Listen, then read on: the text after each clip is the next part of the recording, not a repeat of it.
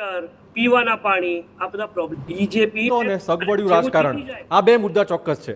ટૂંકમાં જવાબ આપવો એમને મારે ટૂંકમાં એટલા જ માટે જવાબ આપવો છે કે વિકાસનું રાજકારણ એમાં મહારાષ્ટ્રની વાત કરતા આખા દેશે સ્વીકાર્યું છે. આખા દેશની અંદર બિહાર સહિત તમે જુઓ તો જે પ્રમાણે ભારતીય જનતા પાર્ટીની લહેર નથી એ ભારતીય જનતા પાર્ટીના વિકાસની રાજનીતિને મત આપી રહ્યા છે. મુંબઈની અંદર એમને સારી વાત કરી કે 35 વર્ષથી શિવસેના સાથે, પણ 35 વર્ષથી મુંબઈમાં જે વિકાસ થયો છે છેલ્લા 35 વર્ષની અંદર જ થયો છે. 35 વર્ષ પહેલાંનું મુંબઈ જોઈ લો અને અત્યારનું મુંબઈ જોઈ લો અને એની પરિસ્થિતિ જોઈ લો. એટલે એમને એ કહેવાનું કે જે તમે વાતો તમારી છે તો પ્રજાના મગજમાં કેમ ઉતરતી નથી? 35 વર્ષથી તમારી વાતો કેમ મહારાષ્ટ્રની પ્રજાના મગજમાં ન ઉતરી? અને છેલ્લા તમે જો છેલ્લા ઘણા વખતથી મહારાષ્ટ્રની પ્રજા તમને મત નથી આપતી. વિધાનસભાની અંદર તમારો રકાસ થાય, દરેક જગ્યાએ તમારો રકાસ થાય, અને કોઈ પણ રાજ્ય હોય, કોઈ પણ રાજ્યમાં પણ તમે જીતી શકતા તમારી પરિસ્થિતિ જોઈ લો. જો તમને એટલું જ મહારાષ્ટ્રમાં કે મુંબઈમાં કામ કરવાની ઈચ્છા થતી હોય તો સ્કૂલો કેમ ઓછી થઈ ગઈ 35 આ વસ્તુનો જવાબ તમારે લોકોને આપવાનો છે.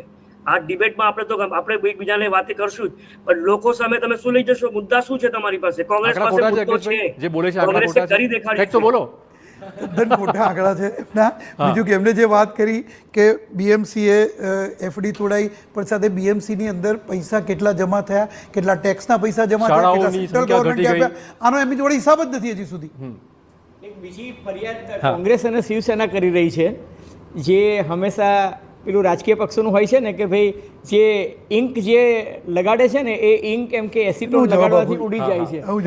હવે આજે મુદ્દો એમને ઉઠાવ્યો એ જવાબ આપ્યો. જે પોલિટિકલ પાર્ટીને લાગે કે હાર નિશ્ચિત છે ત્યારે આ પ્રકારના મુદ્દા ઉઠતા હોય છે. જો બતાવે છે પેલા કોંગ્રેસના નેતા.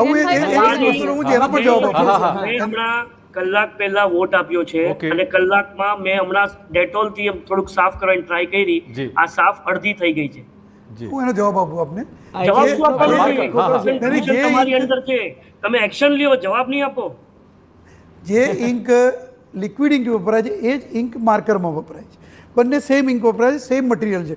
બીજી વસ્તુ એ છે કે એ ઇંકને પણ તમે જો એને આલ્કોહોલથી કે એનાથી ભૂસવાનો પ્રયત્ન કરો તો એ ઇંક પણ ભૂસાય છે. આની સાથે ઇંક લગાવીને પણ ભૂસી જુઓ ને તમે, એ પણ ભૂસાય છે.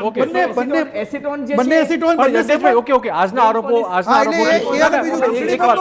એક વાત કરીએ. ભારતીય જનતા પાર્ટી સમજી ગયો. ઇલેક્શન કમિશને પણ જવાબ આપ્યો છે.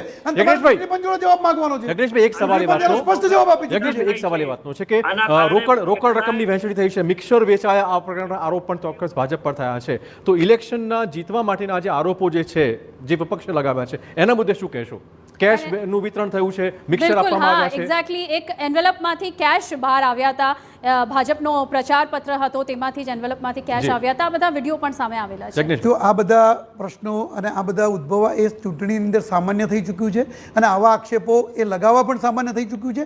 પરંતુ જ્યારે કોઈ પક્ષ પોતાની હાર બાળી જતું હોય ત્યારે આવા ફેબ્રિકેટેડ વસ્તુઓ ઊભી કરી અને એને શૂટિંગ કરીને આવા આક્ષેપો કરતા હોય. પણ એ જ્યારે મતદાન થાય અને મતદાન જ્યારે મત આપે છે લોકો અને મત જ્યારે વિકાસની રાજનીતિ પસંદ કરે છે મતદારો, એમાંથી આ સાબિત થતું હોય છે. નહીં કે તમે આવા સ્ટન્ટ ઊભા કરો કે નહીં કે ખોટા કોઈ આક્ષેપો લગાવો, એનાથી થાય. અને જો એ આક્ષેપોને આવા આક્ષેપો તમારા જો ચાલતા હોય તો તમે જ વાત કરી છેલ્લા 35 વર્ષથી ભારતીય જનતા પાર્ટી એ મહાનગરપાલિકાની અંદર શાસન કરતી આવી છે શિવસેના સાથે મળીને. અને જે અસલ શિવસેના હતી કે જે માત્ર વિકાસની રાજનીતિમાંથી, નહીં કે માત્ર એક કોઈ મરાઠાનો પક્ષ લેવો કે નહીં બીજા ધર્મના લોકો કે બીજા લોકોનો વિરોધ કરવો, એ શિવસેના નહીં. જે અસલ શિવસેના હતી એ આજે પણ ભારતીય જનતા પાર્ટી સાથે છે અને ભારતીય જનતા પાર્ટી સાથે મળી અને ચૂંટણી લડી રહી છે. ભારતીય જનતા પાર્ટી 137 સીટો ઉપર અને શિવસેના 90 સીટો ઉપર એ ચૂંટણી લડી રહી છે આજે. જી બિલકુલ. યજ્ઞેશભાઈ, તમારો જે પોઈન્ટ છે એ વેલિડ છે. આપણે વાત કરીએ નિલેશભાઈને. મારો એક પ્રશ્ન